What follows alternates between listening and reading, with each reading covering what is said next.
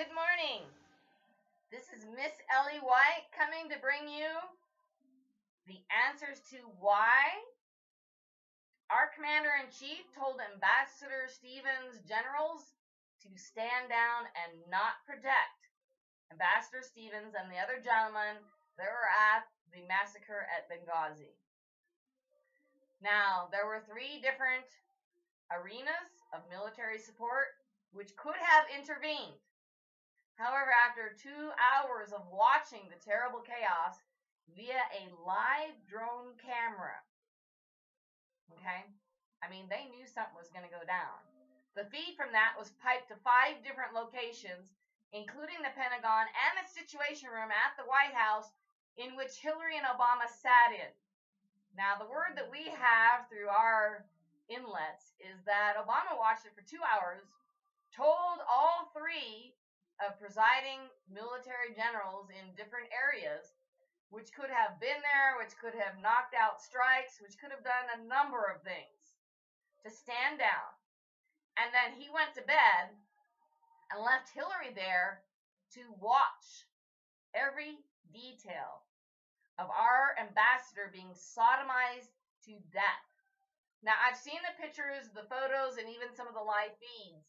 And one of the gentlemen that was sodomizing our ambassador to death had his cell phone camera in his mouth and opened so that he could film the act as he sodomized the man to death. Okay? Absolutely horrendous and heinous. Now, why would Obama tell them to stand down and not provide this poor individual and his compatriots with assistance? Well, the part that we're not aware of is regarding the regime change in Libya and with Gaddafi. Now, it's true. He was an authoritarian solo ruler of the country. But you had 85% of the population living in dirt that can't read. So he was the only one that was qualified to bring the country around into a positive direction. So everybody voting is not always the answer, because if they don't understand the issues, how can they vote? Let's look at his record instead, and then we'll explain what that has to do with Ambassador Stevens being sodomized to death and the Americans not responding at all. There's no way they could have known what was in time or not in time, but they sent that man to his death. Okay? He wrote over 600 times to the administration saying, I don't want to go in. I know I'm on a hit list. Please give us extra backup. Please give us extra security. Now, you and I both know that when you have to write your boss about something that's going on, you've already spoken to them 10 million times, and you're not getting any results. And so you begin to write down what you're asking for to establish a chain of what happened. So if we have 600 written requests for additional support at Benghazi, how many times and what was really going on? This is, again, the tip of an iceberg of what was really happening. Now, the behind-the-scenes rumors that we're being told is that there was this massive deal between Mr. Bama and Eric Holden, which proved how the weapons and the funds transferred in areas of the Middle East and in Mexico. And Mr. Stevens was the only one with ethics who could have revealed the secret to the world. So the information that we were given is that there was actually an assassination or hit attempt ordered by the administration in order to guarantee silence, that those evidences of what was going on between those 3 individuals would never come to light. So he knew that he was on a hit list, and he was ordered to go in and do his duty and try to negotiate something with getting weapons back before anyone in America realized that we had given them weapons to kill various people that we didn't like. And then, okay, that's over, so can you give them back now? I'm sorry, but any guy with a brand new toy that's a $7,000 or above gun is not going to simply say, oh, okay, I killed the dude you wanted me to, so I have to give the gun back. They're not going to do that. So, what happened in Gaddafi's area is that he had a number of gentlemen who were his doubles, if you will. And that's why he frequently wore glasses so that you couldn't identify through his eyes, just like your thumbprint, who the actual individual was or wasn't. And the Bama administration, in this effort, which was led specifically and entirely by Hillary Clinton, is what we're told from the inside, went after individuals they presumed to be Gaddafi.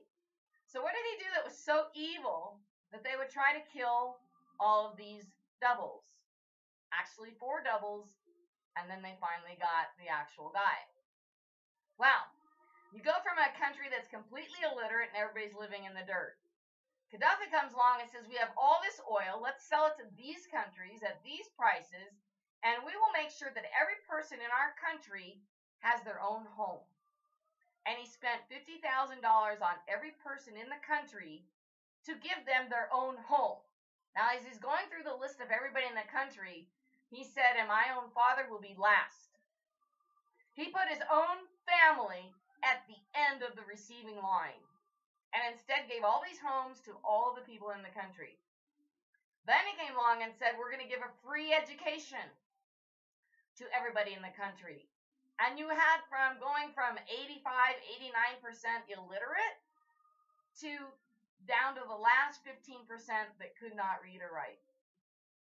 And many of them had college educations by this point. Okay, so now they all have houses. They all have an education. They can all at least read and write, if not in college. They're all going through the levels. Then he says, I will buy you any car you want in the world. Doesn't matter how expensive it is. Okay? If you're ready to buy a car, we will give you half of the money. So if it's a $172,000 sports car or $5,000 Ford, we'll give you half of the money. And we'll give you the loan for the other half. So now the cars are taken care of. Then you have where he will provide absolutely free medical for anything that you need for everybody in the country. The state, out of the profits that come in from oil, will pay for all the doctors and hospital and medical that you possibly need. And if there's a surgery that you need that we don't have a doctor for in this country, we will give you $3,000 for a plane ticket, and you can go anywhere in the world you want to and get that surgery or procedure done. So now you have their houses are taken care of, their education is taken care of, they've got free college degrees. Every single person in the country is nearly gotten their own house and their own ability to read and their own medical and their own car, but they can't vote in a U.S. manner. So Hillary comes up with a brainstorm to go in and kill the guy. Only she falls for the trick of his doubles, and they go in and they murder 4 of Gaddafi doubles. Okay? Now, the pretense all along about why we screwed up in Libya is that we went in and we made this terrible mistake. Okay. Once might be a mistake, except that it was plotted for so long and grandly. Originally, the idea was given to her by another predecessor of a president back in the early 1980s. And originally, that idea came from that man's grandfather back in 1920. So this is a plot that was long in the thickening. And as soon as the U.S. realized that Russia was not a severe power or threat to us, they said, look, we got an opportunity here to create an entirely new world order in which only U.S. corporations rule. So you've got 30 individuals at the top ruling 300 compliant individuals plus 200 slaves, and they want everything in the universe. Okay? So Hillary comes up with this plan. It was called Operation New American Century. And they would go in and destroy and conquer and seize and put into power their puppet governments in 7 countries. Now, when they discovered flying machines, bama, and a huge amount of ability to produce opium in Afghanistan, well, that was kind of a freebie. Now you have country number 8. So, Hillary's at the end of killing the 4 guys and realized that the true Gaddafi is negotiating with countries in Africa and with Russia and other countries, Brazil included, to provide for the selling of their oil, and it would still go into all these government funds, and everyone would have education, cars, medical, houses, everything for free. We're down to the last 12% in the country that haven't gotten a college education. We're down to about the same amount of people that haven't gotten a house yet, including Gaddafi's father. And Hillary goes in and finds the real guy. And this guy was sodomized to a death with a knife up his anus in front of his supporters to demoralize the few that were left alive. So when the call came through that Ambassador Stevens was being sodomized to death, this is why Bama gave the order, or the general said, our commander-in-chief gave us the order, and we all know who the commander-in-chief is, to stand down. Because under strict ancient religious law, the code and the culture is an eye for an eye, or a sodomizing for a sodomizing. And this, my friend, is why our Ambassador Stevens was sodomized to death. Because he was the only credible, loyal, and truthful person in the bunch. And so a hit had to be made to get rid of him. And Hillary's plan included the killing of all 5 Gaddafis. And so they took it upon themselves that that would be the manner of the hit to destroy him. And our administration was absolutely compliant in that. And that's why we now, whenever we see Hillary wearing teal or a variation of a green or blue that's kind of odd or grayed, we now call it the Ambassador Stevens Blue, in honor of the only honorable man who stood up in that entire episode. I hope this helps with your understandings. Thank you so much. This is Ellie White, your tribulation saint for the day. Saying goodbye, and I hope to hear from you, Stu. Contact me at buffalostudy@yahoo.com or paypal.me/buffalostudy@yahoo.com. Thank you so very much, and yes, absolutely. There were several hits attempted on me for bringing you this information, so I desperately appreciate anyone who's willing to send in support and help this mission continue. Thank you so much, and have a great day. God bless you.